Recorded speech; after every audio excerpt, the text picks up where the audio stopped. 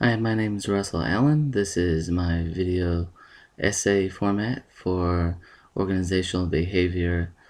Um, I just want to start off by just naming my 5 Strength Finder results. 1 is achiever, 2 is belief, 3 is adaptability, 4 is futuristic, and 5 is competition. And the test, actually, in my own personal opinion, hit it right on the nose with me as I went down and studied the PDF format of the results. It talked a lot about what some of the strengths that I believe I have. One is achiever, is I set a goal on something and I achieve that goal in any means necessary. Second is belief. 3 is adaptability. I'm flexible. Can do different things at different times at my current position and help wherever the needs are at. And 5, competition. I'm really a big competitor. I like to win. I hate to say that the way it is. It sounds me kind of cocky, but I do like to win. The second question, how do I tend to build on these strengths? I think it's just perfecting them, continuing to do what I do as long as getting better at those strengths. The What I found to be most useful from this course is just seeing how an organization is ran and dealing with different situations that organizations can be confronted with. So it's important to do to be prepared, because you never know what kind of situation you may be in as a manager or as an employee, and just knowing different options that you have out there for those situations are important. I think the most effective way of motivation, I think it's merit based. I looked at a couple of other ones, but that only really tends to do with salesmen. And if you're not a good salesman, you can still be working really hard as the other ones, but you're just not a good salesman. But a merit based, you know, we reward different people for doing different things, and if you work hard and you do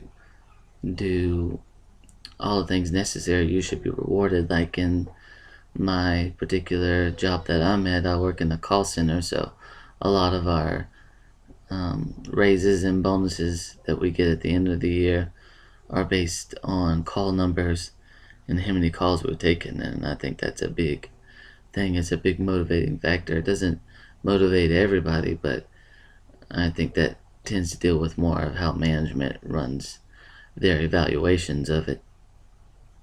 So I think the merit based is a great idea for motivation between employers and employees.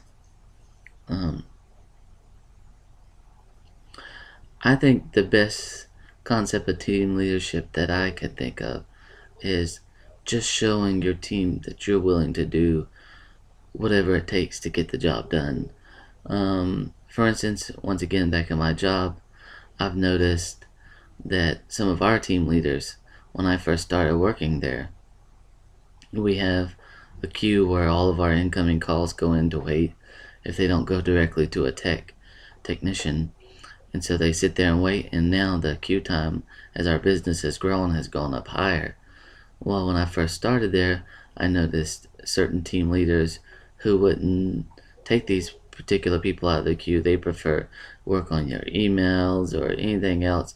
They need to call somebody, they'll call somebody. And while these people in the queue are waiting are just as important, and they wouldn't answer that. And so now they're putting a big emphasis on the queue. Well, the problem is these employees have seen their team leaders for, I've worked there over 2 years now, not take these queue calls, and now they're expected to take the queue calls, and the team leaders still aren't taking them. So why is a regular team member going to take a queue call? It's a big thing with my own personal opinion that's driving the company down as far as our numbers have decreased over the past years and customer satisfaction from a recent meeting that we had. So I think if you show your team members that you're willing to do whatever you want or do whatever you need to do to get the job done, then I think they'll follow you and they'll respect you more because they won't be able to use that old saying, well, he's not doing it, because you will be doing it. Um, I think the over to become to overcome resistance for change in my organization would be like is just be proving yourself. If you can prove yourself to your company and to your employees or employers, then that change, that resistance tends to go down a lot more. You say, you know what, my experience shows me this, and you provide numbers or so to show them this way works better than this way, then that resistance will go down dramatically, in my own personal opinion.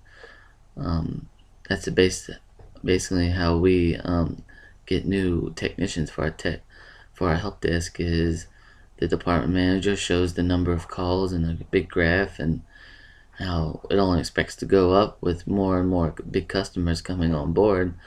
For instance, just to name a few of our customers, we have DoD, Department of Defense, Walmart,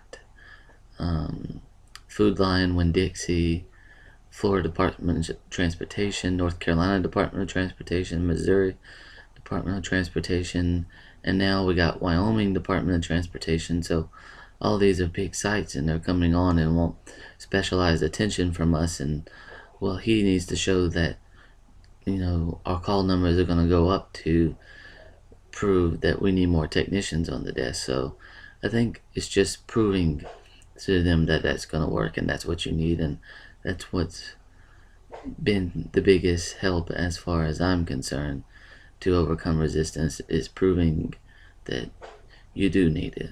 So this has been a really great class. I hope it's my first video essay, so I hope everything went well, and thank you for your time. Bye.